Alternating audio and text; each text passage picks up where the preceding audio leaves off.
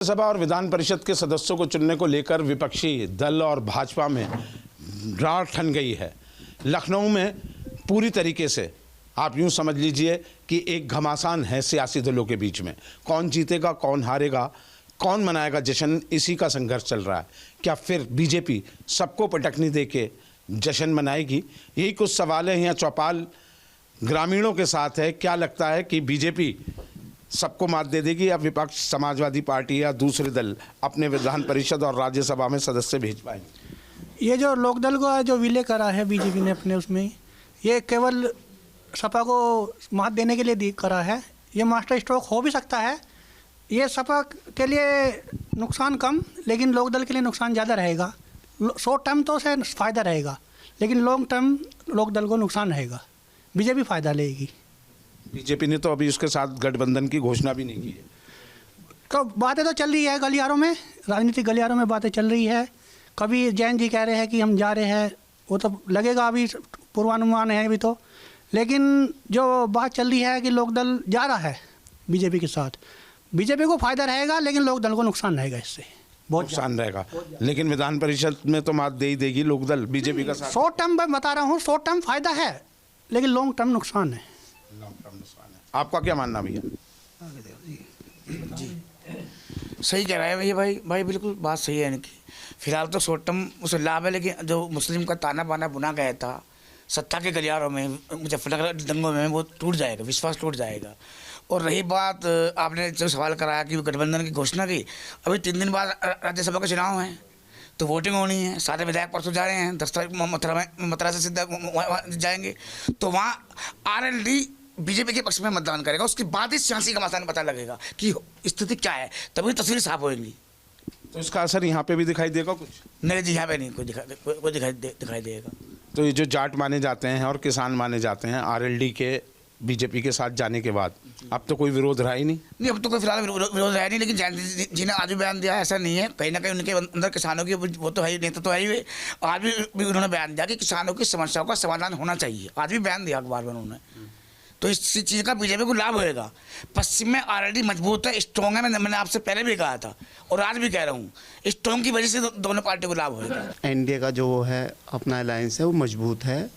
और कल मोदी जी ने भी कहा था, ये जो दूसरी पार्टी है नील बटा सन्नाटा है, इन्हें कुछ नहीं मिलने, इनकी जमानत जब्त हो जाएगी। और रही बात उसकी, अब जो विधान परिषद के चुनाव है, जो राज्यसभा वाले चुनाव है, उसमें हमारा पूरा आंकड़ा है।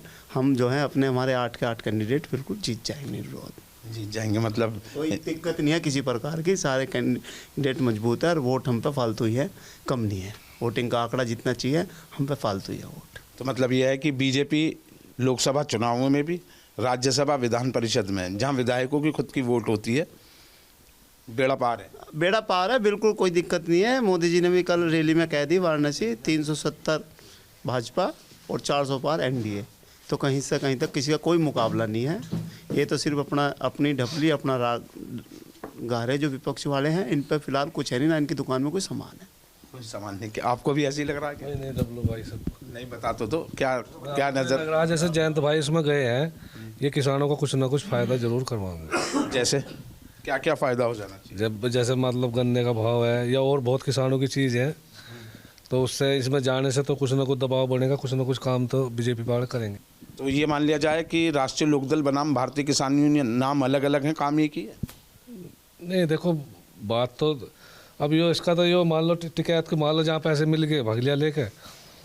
वो जयंत की अलग बात है, उसकी अलग बात है। अच्छा, वो मुनाफे का सौदा जयंत नहीं करते? नहीं जयंत पे कोई वो नहीं है। अच्छा, जो रूलिंग पार्टी के साथ जाएंगे मुनाफा A1 है जी जयंत। तो पिताजी भी ऐसे थे, बाबा जी भी ऐसे थे इसके। अच्छा, जयंत ने तो कहा था मैं चवन्नी नहीं जो पलट जाऊँ। तो ये तो राजनीति है, बाजी बारात में इधर उधर तो हो जा कोई ना, यानी मानते। जब अखिलेश की गैल उसकी बात नहीं बनी तो वो अपना फिर चला गया। अच्छा, तो अखिलेश तो ये कह रहे थे कि 0 से उनके 9 विधायक करा दिए जब हमारे साथ रहे विधानसभा चुनाव में। बकवाद है, अखिलेश कह रहा था यो। अखिलेश अब जितने वो सांसद खड़े होंगे अखिलेश के कहने से वे जीत जाएंगे। आपको क्या लग रहा है भाई, ये जो राज्यसभा और विधान परिषद के चुनाव हैं, ये जो 2024 के लोकसभा चुनाव आने वाले हैं, इसका एक ट्रेलर मात्र है? ट्रेलर है, और ये समझ लो आप सेमीफाइनल है, फाइनल अब लोकसभा का होगा ही। और सेमीफाइनल में भी यही काम होना है। एक तरफा बीजेपी चलेगी, राज्यसभा में भी, विधानसभा में भी और 24 में भी 400 पार जो मोदी जी का नारा है, जैन जी आ गए हैं पश्चिम उत्तर प्रदेश में, समाजवादी का सुपड़ा साफ हो जाएगा पूरी तरीके से। पूरी तरीके से सुपड़ा साफ हो जाएगा। और आपको आंदोलन में देख लो, किसान आंदोलन में जो पहले पिछली बार जो जान थी वो अब की बार जान कहाँ रह रही है? आपके जान नहीं है सही। जान ही नहीं पड़ी। जयंत के वहाँ एनडीए में जाने से ये सारा बीजेपी के साथ हो गया है माहौल। तो कहीं ऐसा तो नहीं है जयंत को इसलिए लिया कि पश्चिम से कोई किसान आंदोलन ना हो? LIU की तो रिपोर्ट होगी कि पंजाब के किसान आंदोलन कर सकते हैं, तो ये मास्टर स्ट्रोक था? नहीं, ये बात नहीं है, क्योंकि देखो अलायंस तो होता है, लोकसभा चुनाव से पहले और जगह भी अलायंस हुआ है, ये भी एक प्रक्रिया है। एक तरफा का माहौल रहेगा। अब वो तो माहौल तो पहले से ही है, राम मंदिर के बनने से, धारा 370 के हटने से, लेकिन इनके आने से और मजबूत हुआ है एनडीए। तो विपक्ष का तो नामो निशान मिटने वाला है लग रहा। नहीं, वो भी अपना प्रयास कर रहे हैं, लड़ते रहेंगे। जैसे पिछली बार कांग्रेस का ये हाल हुआ, अब के उससे ज़्यादा खराब होगा हाल। तो ये लग रहा है कि मतलब विधान परिषद और राज्यसभा ये एक झांकी है, 2024 बाकी है। बिल्कुल झांकी है। और अब आप देखोगे 2024 में क्या हाल होगा। आपको क्या लग रहा है भाई? बस गवर्नमेंट तो इन्हीं की आनी है, बीजेपी की सरकार बननी है 2024 में, और जयंत जी के आने से और ज़्यादा मजबूत हुई है गवर्नमेंट। पश्चिमी उत्तर प्रदेश जो हमारे यहाँ का जाट बहुल क्षेत्र है, तो ये मान के चलो उनके साथ में जो हमारी छोटी कौम है, जो उनके किसान भाइयों के खेतों से जुड़े हुए हैं, ज़्यादा ना सही कम से कम 30-40% तो भी उनके साथ जाएंगी। सपोज करो जो हमारे खेत में काम कर रहा है तो हम उनसे कहेंगे तो हमारे साथ ही जाएंगे। तो बीजेपी बहुत ज़्यादा मजबूत स्थिति में चल रही है अब। और इसमें सबसे ज़्यादा नुकसान जो है सपा को हुआ है लोकदल के उधर जाने से।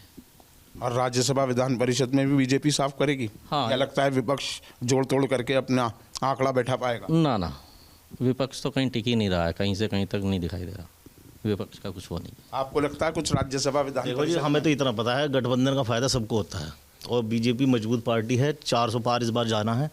और राष्ट्रीय लोकदल के साथ जो गठबंधन हुआ है उतना ही फ़ायदा उन्हें है और इतना ही है, क्योंकि ये राष्ट्रीय लोकदल हमारी पश्चिम में बहुत मजबूत है, ठीक है जी। और जब इधर आएंगे तो इधर इन्हें भी फ़ायदा है और इन्हें भी फ़ायदा है, बस ये है। और बीजेपी नंबर 1 चली रही है, 400 पार होना इस बार। तो जयंत 400 पार पहुँचवा देंगे? बिल्कुल, क्यों नहीं बनेगी जी, साथ मिलेगा खूब होगा, क्यों नहीं होगा, सारा तो लगेगा ही।